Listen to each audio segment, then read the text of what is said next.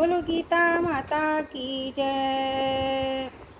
श्रीमद् भगवत गीता द्वितीय अध्याय 21वां श्लोक। वेदा विनाशिनं नित्यं येनमजमं व्यव्ययं कथं स पुरुष पार्थकं घातयति हन्तिकं। वेदा विनाशिनं घातयन्ति हन्तिकं।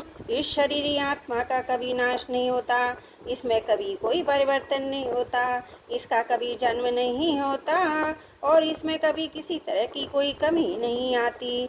ऐसा जो ठीक अनुभव कर लेता है वह पुरुष कैसे किसको मारे और कैसे किसको मरवाए, अर्थात दूसरों को मारने और मरवाने में उस पुरुष की प्रवृत्ति नहीं हो सकती।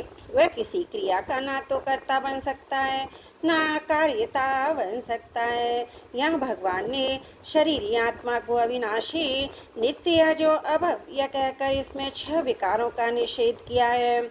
जैसे अविनाशी कहकर मृत्यु रूप विकार का, नित्य कहकर अवस्थान्तर होना और वर्णा रूप विकार का अज कहकर जन्म होना और जन्म के बाद होने वाली सत्ता रूप विकार का, तथा अव्यय कहकर 6 रूप विकार का निषेध किया गया है। शरीर में आत्मा में किसी भी क्रिया से किंचन मात्र भी कोई विकार नहीं होता। अगर भगवान को ना हन्यते हन्यमाने शरीरे और कम घातयन्ति हन्तिकम, इन पदों में शरीरी आत्मा को कर्ता और कर्म बनने का ही निषेध करना था, तो फिर यहाँ करने ना करने की बात ना कहकर मरने मारने की बात क्यों कही। इसका उत्तर कि युद्ध का प्रसंग होने से यहाँ यह कहना जरूरी है कि शरीरी आत्मा युद्ध में मारने वाला नहीं बनता, क्योंकि इसमें कर्तापन नहीं है।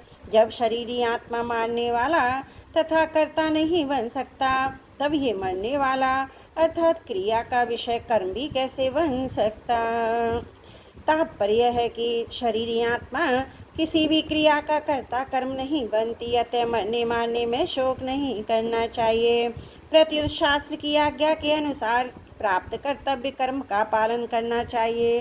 परिशिष्ट भाव है, उत्पन्न होने वाली वस्तु तो स्वतः मिटती है, इसको मिटाना नहीं पड़ता, पर जो वस्तु उत्पन्न नहीं होती वह कभी मिटती ही नहीं। हमने 84 लाख शरीर धारण किए, पर कोई भी शरीर हमारे साथ नहीं रहा, अतः हम किसी भी शरीर के साथ नहीं रहे, किंतु हम ज्यों के त्यों अलग रहे।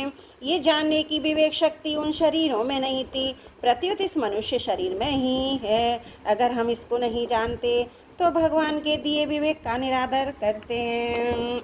बोलो गीता माता की जय। त्रुटियों के लिए क्षमा प्रार्थी हूँ। वसुदेव सुतम देवम कंस चारुण मर्दनम देवकी परमानंदम कृष्णं वंदे जगद्गुरुम।